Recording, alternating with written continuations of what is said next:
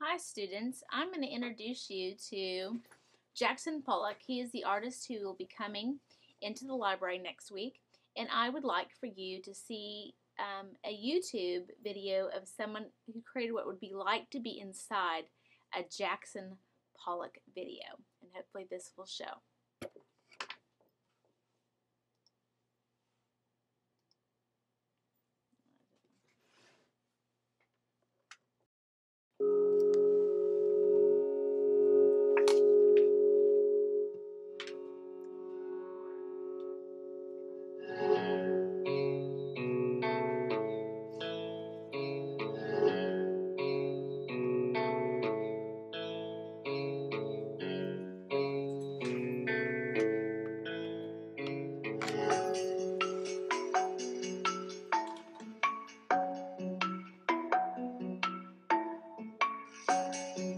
Let's back it up because I have a feeling I messed that up. Here we go.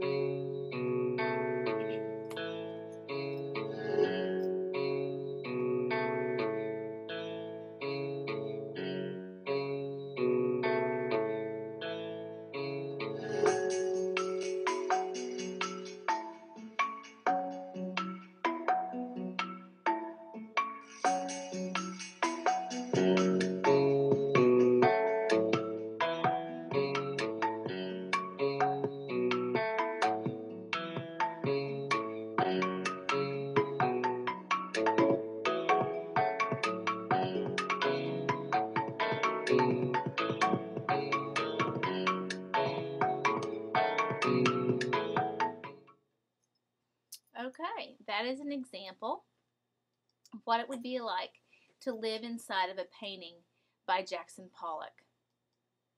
I'm going to show you some images of his paintings.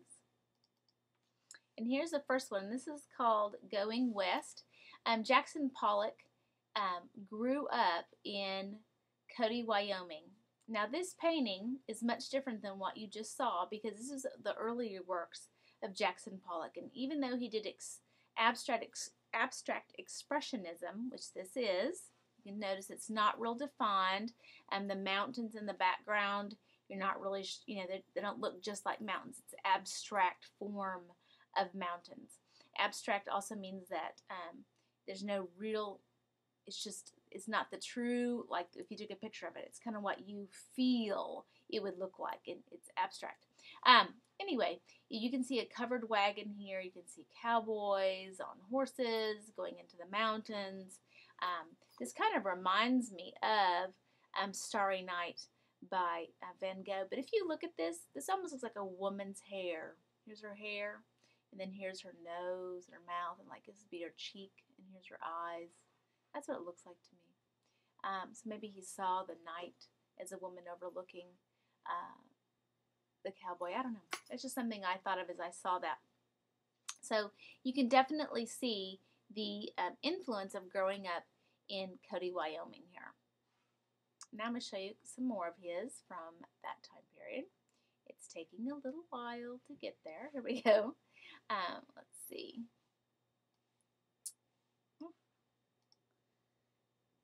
Here's another one, and this one's another one that you can see the influence of growing up in Wyoming. It's called Miners. Now this is just a black and white kind of charcoal drawing, definitely one of his early works, but you can definitely see the action and the kind of the feeling of just the dark and the cold of being in a mine from this painting. I really personally enjoyed this one. And here's another example. I really want you to have a feel for all the different types that he did do before he developed his own very distinct style.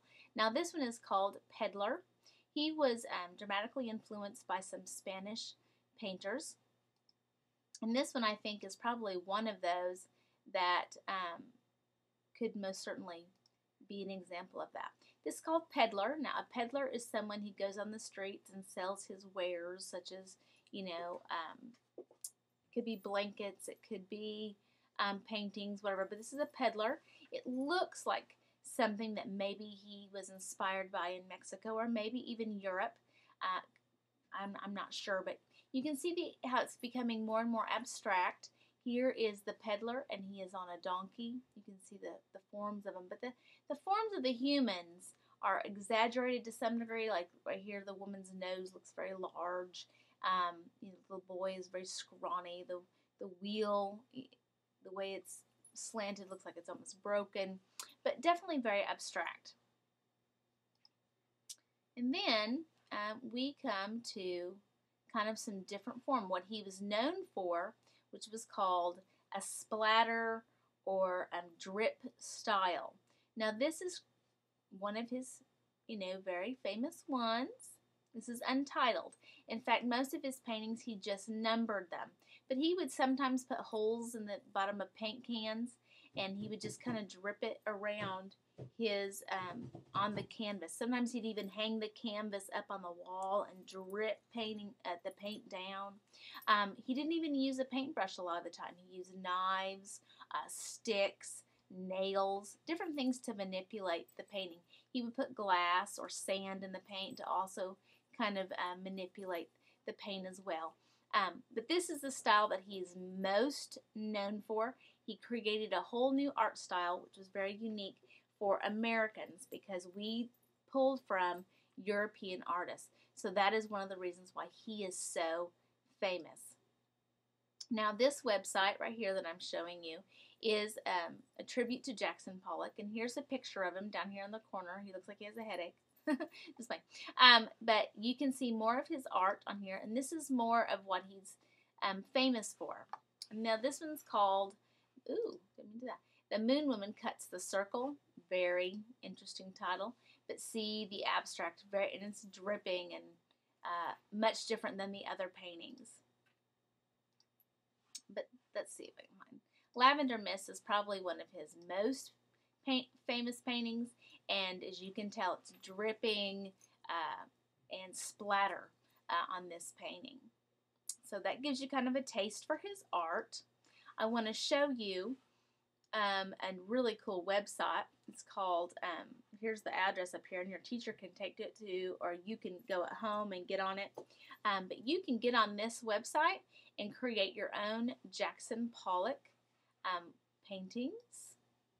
You can drip my painting. I can splatter it, throw it all around, just depending. And as I click the mouse, it goes to different colors as it interacts with the other colors on the page.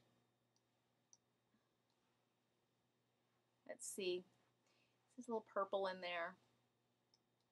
Let's see. Ooh, it's kind of a funky color.